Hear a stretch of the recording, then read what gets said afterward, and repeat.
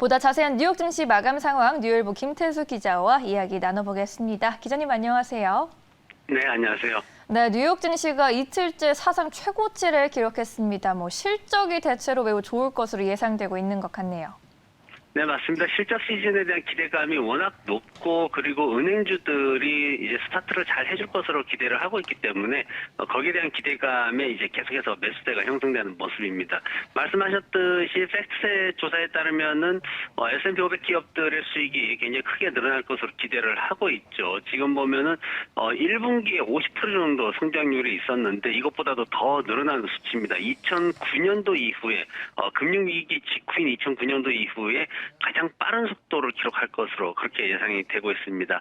오늘 시장에 특별하게 어떤 이슈들은 없었지만은 그래도 이제 찾아보면은 존 윌리엄스 뉴욕 연준 총재가 나서가지고 금리 인상은 없을 것이다라고 또 강력하게 주장을 했습니다. 연준의 새로운 정책들이 급격하게 금리 인상으로 이어질 거라는 우려는 좀 잘못됐다 이렇게 또 주장을 했습니다.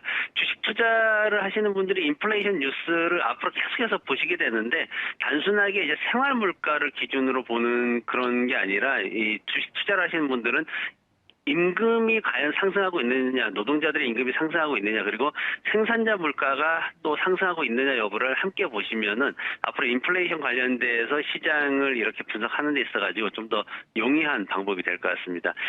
그 비트코인 같은 경우에는 오늘 하락이 좀 있었습니다. 비트코인이 지금 여러 가지 악재들이 좀 겹치고 있는 가운데 1만 달러는 더 급락할 거다라는 얘기가 또 나오고 있습니다. 지금 라틴 아메리카 카리브해 경제위원회에서 엘살바도르가 지금 비트코인을 법정 통화로 채택한 데 대해서 우려를 표명하면서 이제 경고 메시지를 보냈습니다. 거기에다가 비트코인이 지금 5월 9일 날 하락을 할 때 그 세계 최대의 거래소죠. 바이낸스 앱이 작동하지 않으면서 거래하는 데 있어가지고 이제 그 거래가 스탑이 되다 보니까 투자자들이 큰 손실을 봤다 그래가지고 뉴욕과 유럽 쪽 투자자들이 지금 손해배상 청구 소송을 진행을 하고 있습니다. 이 바이낸스 앱에서는 0.8달러만 있으면은 100달러 상당의 가상화폐에 투자를 할 수가 있습니다. 레버리지가 125배에 달하는데 이 상황이 선량한 그런 피해자만 있을 것 같지는 않은데요. 125배짜리의 레버리지. 우리는 일반 투자자들은 보통 2배짜리 신용거래 대금도 풀로 쓰지 못하는 그런 대부분의 일반 투자자들인데 125배짜리 레버리지를 경험도 지식도 별로 없는 사람들이 일반인들이 함부로 손을 댔다라는 것 자체가 굉장히 왜곡된 시장이 아닌가. 그런 모습들이 비트코인의 1만 달러 급락설에 더 무게를 실어주고 있는 그런 모습입니다. 네, 그렇군요. 업종별 분위기는 어땠나요? 실적 시즌 앞두고 금융주 그리고 부동산주가 분위기 좋았죠. 네, 부동산하고 금융이 0.9% 내외의 상승으로 시작을 좀 주도를 했습니다. 반면에 에너지나 필수 소비재 부문이 하락을 했고요. 산업별로는 테슬라가 좀 강세를 보이면서 3.6%로 자동차 산업이 강세를 보였고, 그리고 스칼렛 요한센 주연의 블랙 위도우가 이제 개봉을 했습니다. 그러면서 8천만 달러의 수익을 벌어들였는데 예상보다도 엄청나게 높은 수치였습니다. 그러다 보니까 디즈니 주가가 4% 이상 강세를 보이면서 엔터테인먼트 산업이 2.1% 강세를 보였습니다.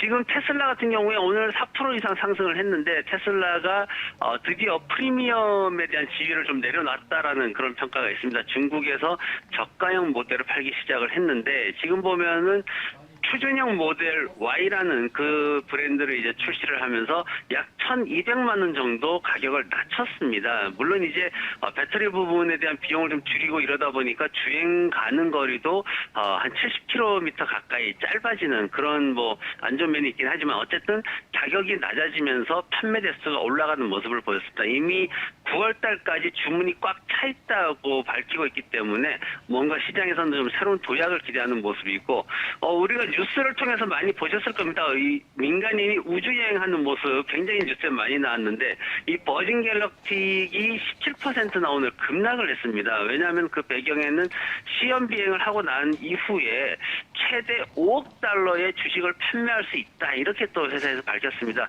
운전자본이나 우주선 개발이 목표라고는 하는데 이미 수백 명이 개인당 평균 한 2억 원 이상의 돈을 냈거든요. 그럼에도 불구하고 이 회사가 자금이 이렇게까지 부족한가라는 것에 대해서 시장이 좀 놀라는 그런 모습이었습니다.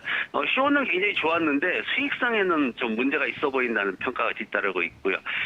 미국의 확진자가 굉장히 갑작스럽게 좀 늘어났습니다. 지난주 후반에 갑작스럽게 이제 2만 7천 명을 넘어서서 2배 이상 급등하는 모습을 보였습니다.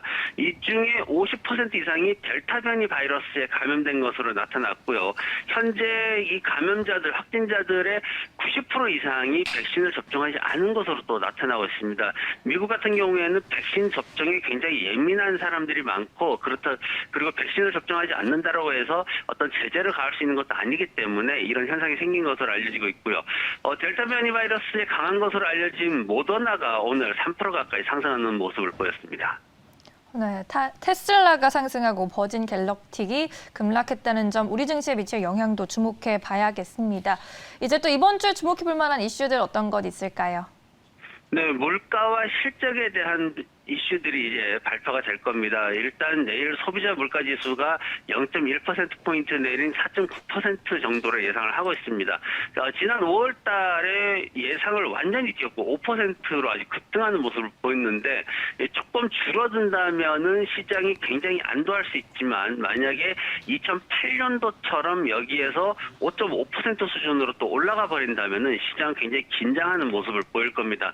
어제도 말씀드렸듯이 얼마나 빨리 5% 아래로 급락할 수 있느냐, 단순하게 천천히 내려오는 게 아니라 12월 연말까지 급락해서 내려올 수 있느냐, 이것이 굉장히 중요하기 때문에 이 상황에 따라서 연준의 조기 테이퍼링도 결정이 될 것으로 그렇게 예상이 되고 있습니다. 실적 발표가 시작이 됩니다. JP모건을 비롯해가지고 16개 기업이 일단 내일 시작을 하는데 JP모건하고 골드만삭스 장시작 전에 발표를 합니다. JP모건은 전년 동기에 1달러 38센트 주당 순이익에서 이번에는 3달러가 넘어가는 수익을 기대를 하고 있고요. 골드만삭스 같은 경우에는 6달러 26센트 주당 순이익에서 9달러 57센트 정도를 기대를 하고 있습니다. 펩시코도 이제 실적 발표를 하는데 한 20센트 정도 증가한 주당 순이익을 기대를 하고 있고요. 소비자 물가지수 앞서 말씀드렸는데 그 소비자 물가지수도 오전 8시 30분에 발표를 합니다. 이 두 개 금융회사들도 장 시작 전에 발표를 하기 때문에 내일은 시가가 어떻게 나오느냐가 굉장히 중요한 하루가 될 것 같습니다. 그리고 레드북 소매 판매 지수도 강세를 지속할 수 있을지 여부에 굉장히 관심이 집중되고 있는데 지금 임의 소비재 산업이 최근 시장 수익률을 넘어서면서 좋은 모습을 보이고 있습니다. 이 소매 판매 관련 업종들이 모두 포함되어 있는 그런 산업인데 소비가 줄어들지 않으면은 시장은 강세를 지속할 수 있다라는 기대감이 크기 때문에 이 소매 판매 지수도 좀 관심이 높아지는 상황입니다. 네, 레드북 지수와 함께 실적 발표 내용들 잘 주시해 봐야겠습니다. 오늘 말씀도 고맙습니다. 네, 고맙습니다.